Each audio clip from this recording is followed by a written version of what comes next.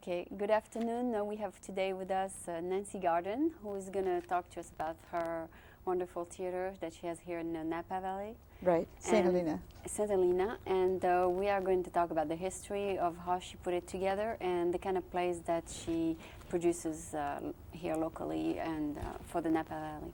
So Nancy, it's a pleasure to have you with us today. Thank you. You mentioned that you would like maybe to first give us a history of how it got all started. So maybe you can start with giving us an introduction. My husband and I moved to the Valley in 1972 with our family of 5 children. And the barn at the bottom of the hill was in very bad state of disrepair. And it really was old for California. It dates back to 1872. So was it an abandoned place? Yes, it was. Okay. So we decided that we would refurbish it and use it as a recreation spot for our children, which we did. We had master craftsmen working on it, and it really is architecturally a lovely little spot. And then, of course, they grew up, married, and had children, and the barn was not used for anything. And at that point in time, I had a sculptor living in it. He used it as his studio and taught lessons, taught art classes. And when he moved, I had to decide again what to do with it. Because it was not your place of residence. No, it was not. So I decided to convert it into a performing arts spot, and that's what we have done, and have had varied programs, everything from Baroque music to jazz, and from one-man shows and one-woman shows. It's a very intimate space. It only houses 80 people. So I have to make sure that the programs I produce are geared to a small audience. It's very intimate. People like being in it. 80 people, that is very small. So it is. There's no way to make a profit out of 80 No, no, not at all. So it's your hobby mostly. Yes, it is. It keeps me off the streets. Okay. Keeps me active. The juvenile of the street. Okay. Right. And you produce these, and then they go on to produce it bigger somewhere else? No, not necessarily. What I do a lot is a lot of chamber music, and I use a lot of Bay Area musicians and Napa Valley musicians. We have some fine Napa Valley musicians. And the one-man and one-woman shows, the one woman I had was Naomi Newman from the traveling Jewish theater here in San Francisco. Yes, and then Paul Link from Los Angeles, who did a one-man show that was taped and has been played on many channels.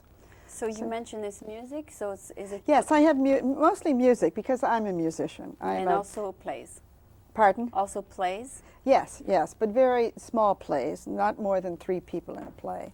Oh, but basically I started out with music, and that's my focal point more than anything else. Okay, so do you use it also for the rehearsals and everything else? Yes, we do. Okay, and can you tell us maybe, describe a few of the plays that you've put on? Right, all right. Well, I did put on the World of Carl Sandburg. Carl Sandburg is more or less a homespun poet that we had in the United States in the 40s and 50s. I think he died then. And I also did, as I said, Paul Link, and what kind of plays do they write?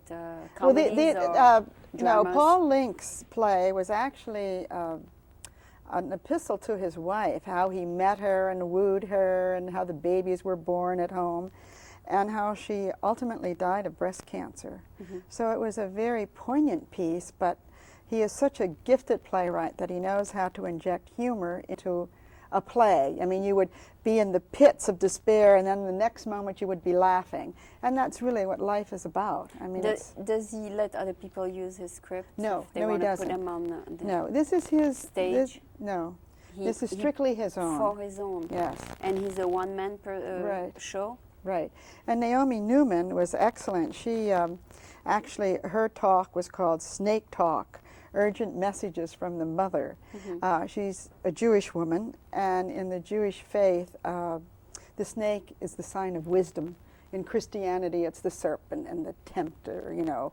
But in the Jewish faith, it's wisdom. So she played the 3 parts, 3 different women, all in one. I thought the snake was the devil. No, not in their faith. And I think sure. No, I'm positive it's wisdom in the Jewish faith. That's incredible. It is. Because the Jewish say, when you say bad things all the time, say that your tongue of a snake I mean, like if you badmouth people and you. I have not heard that. Okay, so anyway. But anyway, she played the part of the mother and the nurturer, and then the creative spirit, and then the old woman, the crone, the woman of wisdom. So that was very well attended. She's alone on the stage? Yes. And what does she do? Like. She actually had 3 separate spaces, and she would go into character whenever she was in that particular space. And it was very well received. So I would like to do more theater. I also have in the summertime, from this year, June the 14th through the 25th, 2 weeks of art, drama, and music for children, ages 5 through 13. I'm very concerned about, I shouldn't mention this word, TV and the influence of TV on children. And I think it's very important that they see live theater and don't forget the creative process. Actually, here you're on public TV, so that's good. It's cultural television, non-commercial. So it meets a need, and people are very thrilled. We use the Carl Orff system of music, which are marimbas and xylophones, and they learn rhythmic patterns, and they create stories and then set them to music. And then we have art and do all kinds of exciting art. Children are so creative. I'd like to sign my name to some of their masterpieces. And then we're going to do a musical theater this year, a very short 20-minute segment, and it's going to be based on ecology. So this should be great fun. So you are their little recreation center? Right. Are you far from the city? Or are no, you I am just a stone's throw. It's not even 5 minutes into St. Helena. Oh. So it's become people like the barn because, well, number one, the ambience of it is really very lovely. But I do not gear it to tourists. It's really geared to local people.